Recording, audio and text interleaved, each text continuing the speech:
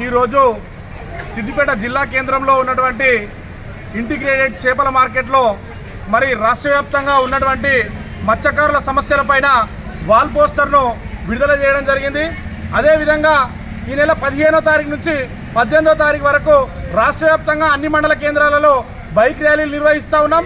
అంతేకాకుండా మరి ఈ నెల 20వ తారీఖు నాడు సిద్దిపేట జిల్లాలో ఉన్నటువంటి కలెక్టరేట్ ఆఫీస్ ముందట మరి జిల్లా వ్యాప్తంగా ఉన్నటువంటి మత్స్యకారులను సమీకరించి పెద్ద ఎత్తున ధర్నా కార్యక్రమం నిర్వహిస్తూ ఉన్నాం.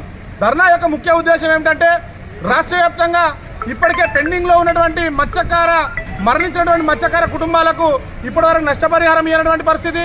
అదేవిధంగా గత ప్రభుత్వంలో ఉన్ననాడు ఈ రాష్ట్రంలో ఉన్నటువంటి మత్స్యకారులకు ఉచిత చేప పిల్లలు ఇచ్చినారు, అదేవిధంగా వాహనాలు ఇచ్చినటువంటి పరిస్థితి.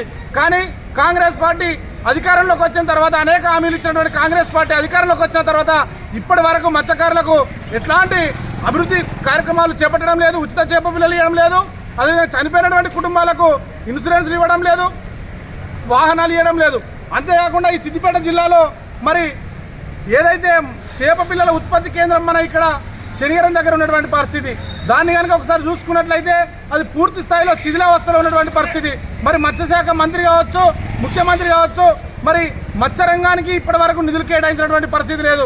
అదేవిధంగా మల్లన్న సాగర్ దగ్గర ఉన్నటువంటి 50 ఎకరాల మత్స్యశాఖకు సంబంధించిన కేటాయించినటువంటి భూమిలో ఇప్పటి వరకు ఎలాంటి పనులు ప్రారంభించడం లేదు. కాబట్టి ఇవన్నీ దృష్టిలో ఉంచుకొని మరి పెద్ద ఎత్తున వేలాది మందిని సమీకరించి పెద్ద ఎత్తున ధర్నా కార్యక్రమాన్ని నిర్వహిస్తాం. అది కనుక ఇప్పటికే రాష్ట్రంలో ఉన్నటువంటి యంత్రాంగం స్పందించకపోతే రానున్న రోజులలో పెద్ద ఎత్తున రాష్ట్ర వ్యాప్తంగా కార్యక్రమాలు తీసుకుంటామని చెప్పి హెచ్చరిస్తూ ఉన్నాం.